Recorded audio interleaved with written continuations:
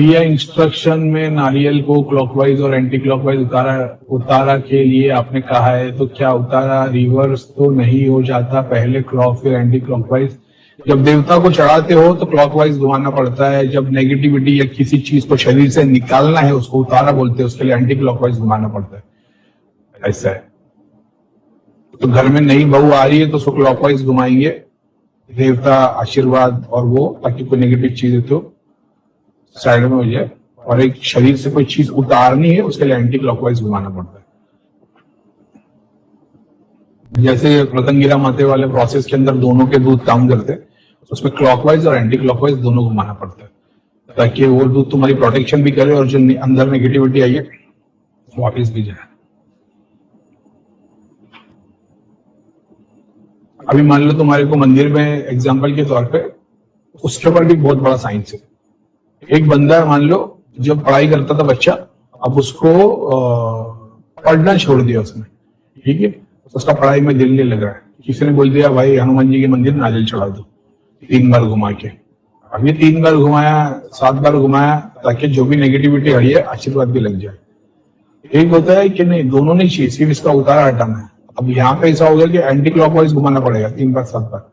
अब वो हनुमान जी के मंदिर में नहीं बोलेगा, वो बोलेगा किसी चौराहे पर डाल दे, किसी नदी में डाल दे, क्योंकि उसको एग्जैक्टली पता था उसको चीज लग गई है। ऐसा और देखेंगे, बोलेंगे यार ये फर्क तो पड़ गया 50% आराम, तो बोलेगा हर मंगलवार और 3 मंगलवार कर देना, उसके बाद जाके ऐसे ही नारियल हनुमान जी के मंदिर चढ़ा देना। समझ लो, उसका वो बहुत गहरा साइंस है। और नारियल का पूरा सिग्निफिकेंस एक लोक है, एक लोक, समझ रहे हो, लोकास बोलते हैं ना लोक, एक पूरा का पूरा डायमेंशन है। जैसे धागा ताबीज यंत्र है, वैसा का वैसा क्या बोलते हैं नारियल है। धागा ताबीज यंत्र खुद से एनर्जी क्रिएट नहीं करता, उसको बाहर से चाहिए होती। नारियल में इतनी क्षमता कि खुद से एनर्जी क्रिएट कर सकता है, एक लिविंग फोर्स की तरह। जैसे आप किसी का आइलैंड पे बंदे को डाल दो जहाँ पे कुआं है और थोड़े पेड़ लगे हुए, तो वो थोड़े दिन तक पानी पी के और वो पेड़ का पत्ता फूल फल खा के जी सकता है। उसी तरीके से नारियल की शक्ति। तो नारियल का उतारा करके मंदिर पे तुमने रख दिया, वो मंदिर की डेटी से जुड़ा हो गया, वहां से कनेक्शन बन जाएगा। तो नारियल एक ऐसा समझ लो एक अर्थ की तरह लिविंग ऑर्गेनिज्म लोक है, जहाँ पे खुद की शक्ति से वो प्रोसेस, जैसे एनर्जी उसी के अंदर से घूम सकती है, उसको बाहर से एनर्जी की जरूरत नहीं है। नारियल एक ऐसा प्रोसेस है। फिर तुम देते हो तो बात अलग है। धागा ताबीज यंत्र में ये चीज नहीं, धागा ताबीज यंत्र खुद से एनर्जी, वो वाली एनर्जी क्रिएट नहीं कर सकते। नारियल के अंदर बाय डिफॉल्ट वो सिस्टम।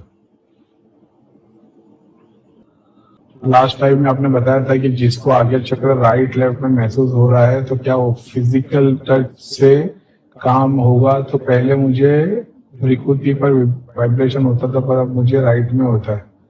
हाँ तो कोई बात नहीं, खुद का अंगूठा लगा दो ना, खुद का अंगूठा लगा के इस पर ध्यान करो, खुद का टैप करके करो, खुद की जाप की माला होकर रखोगे तो वो आगे चक्र पर आगे जाप करो। ठीक है, ये साइंस मैंने बताया, तो मेरे को तो इसके सबके सॉल्यूशन पता ही है ना। तो मैं फिजिकली आके तुम्हारे सर पे अंगूठा तो नहीं लगा सकता, लेकिन क्योंकि तुमने पूछ लिया, तुम्हारी सिचुएशन है, त्रिलोक नगरी को याद करोगे, ऐसे याद करोगे, कहीं में हाथ रख के खड़े, कहीं में अंगूठा लगा के खड़े, वही काम हो जाएगा। इसी पे तो मेहनत कर रहे भाई, फिजिकली ना आना पड़े, मंदिर धाम ना बने, ऐसे ही काम हमें लग जाए।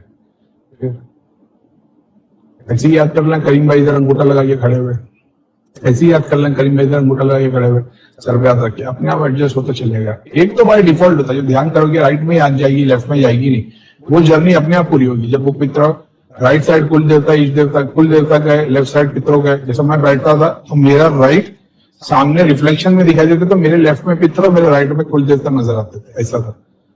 तो अपने आप आंखें इधर ही रहती थी वहीं से। फिर वो मैं जितना कोशिश करता था यहाँ आने की, वो यही रहती थी।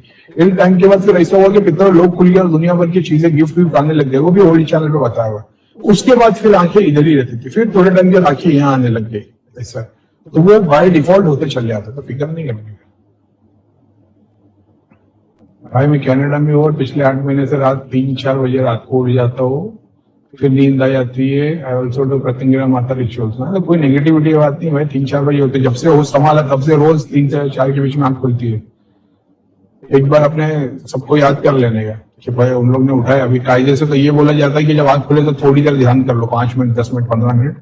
अभी अपन क्या ही ध्यान करेंगे, ठीक है, वो करना भी चाहिए, लेकिन मैं तो नहीं करता। लेकिन मेरे को ये पता लगा जब से मैं वैसा है कि वो जब 3-4 बजे आँख खुल जाती है तो ग्रेटिट्यूड में वो अपने जितने भी स्पिरिचुअल गाइड एंसेस्टर्स है सबका एक बार शुक्रिया अदा करते हैं और उनके लिए कुछ के भगवान उनको वो करे, ऐसा प्रे कर देता हूँ।